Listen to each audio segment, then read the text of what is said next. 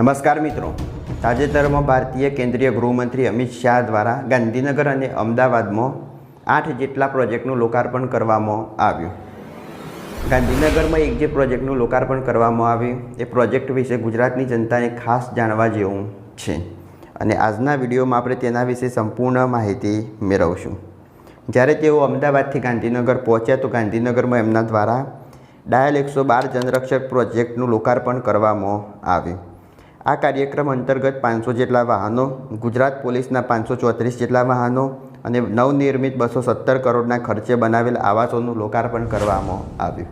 આ વાહનોનું લોકાર્પણ કેમ કરવામાં આવ્યું, આનાથી ગુજરાતની જનતાને શું ફાયદો, એના વિશે આગળ ચર્ચા કરીએ.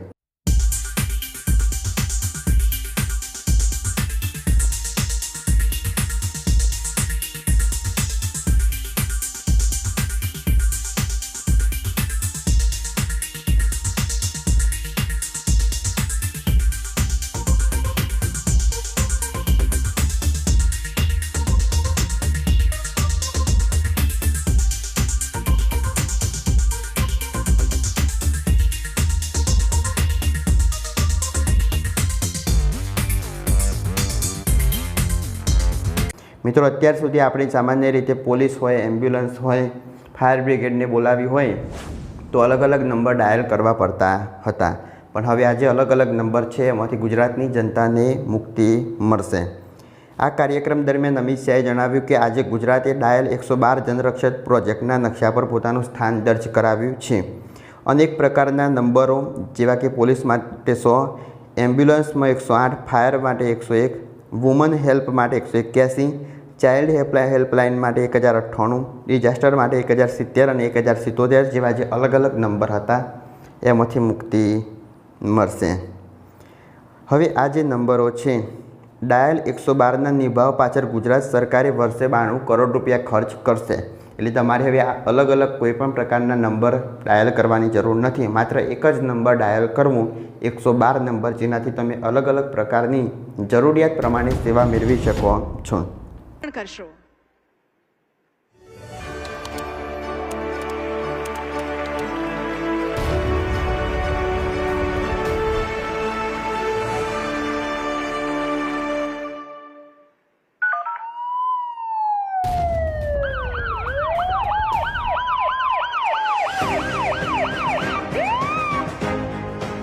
નાગરિકોની સુરક્ષા અને તાત્કાલિક મદદ માટે ભારત સરકાર અને ગુજરાત સરકાર દ્વારા EMRI GHS સંસ્થા સાથે PPP ધોરણે શરૂ કરાઈ ડાયલ 112 સેવા, જે આજના સમયમાં ખરા અર્થમાં જનરક્ષક તરીકે સાર્થક થશે.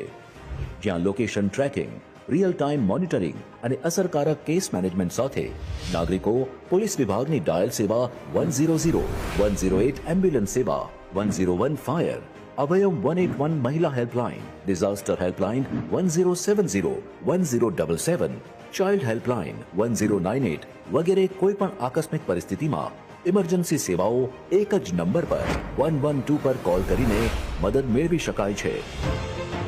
150થી વધુ બેઠક ક્ષમતા ધરાવતા કંટ્રોલ રૂમ ખાતેથી કોલ મળતા જ તેને રજીસ્ટર કરવામાં આવે છે અને કોલ કરનારનું સ્થળ લોકેશન બેઝ સર્વિસીસ દ્વારા સચોટ લોકેશનના આધારે નજીકના પોલીસ સ્ટેશન, અગ્નિશામક કેન્દ્ર કે એમ્બ્યુલન્સને તરત જ સૂચિત કરવામાં આવે છે.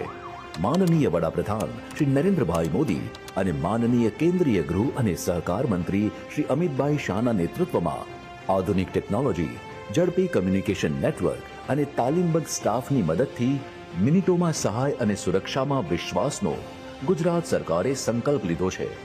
આ જ પ્રતિબદ્ધતા સાથે માનનીય કેન્દ્રીય ગૃહ અને સહકાર મંત્રી શ્રી અમિતભાઈ શાહના વરદ હસ્તે ડાયલ 112 સેવાનો શુભારંભ થયો.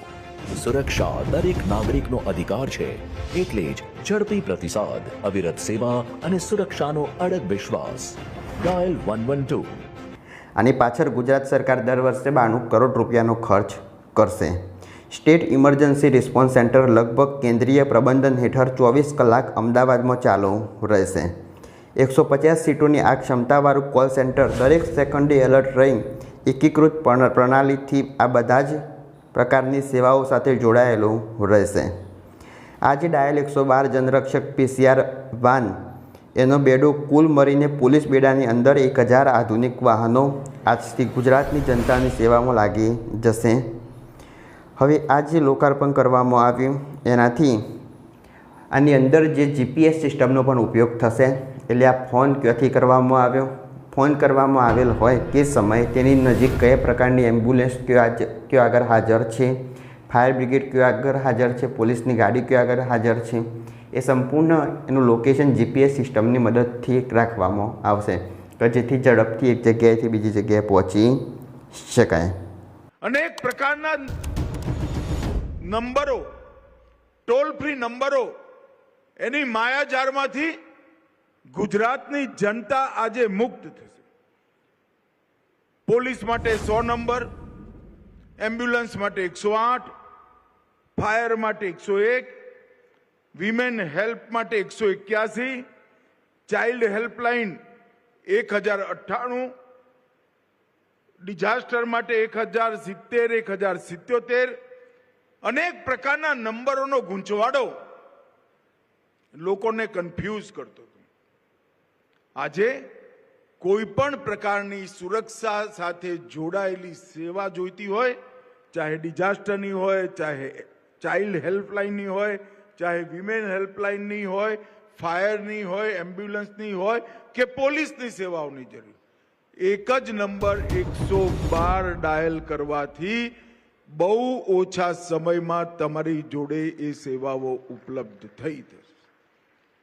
એક સોફિસ્ટિકેટેડ સોફ્ટવેરથી સંચાલિત અત્યંત આધુનિક કંટ્રોલ રૂમના માધ્યમથી આ બધી જ પ્રકારની સેવાઓનું સંકલન અને GPS થી લેસ આ વાહનો જે આપની સામે ઊભા છે એ વાહનો 108ની એમ્બ્યુલન્સની મોટી હારમાળા અને કોલરને પણ એનું લોકેશન શોધી નજીકમાં નજીકની એમ્બ્યુલન્સ અને પોલીસની ગાડી, ફાયર બ્રિગેડ સુધી સૂચના પહોંચાડવાની વૈજ્ઞાનિક વ્યવસ્થા એક પ્રકારથી ન્યૂ એજ સ્માર્ટ પોલીસિંગ સિસ્ટમની દિશામાં આજે એક મહત્વપૂર્ણ કદમ ગુજરાત સરકારે ઉઠાવ્યું છે.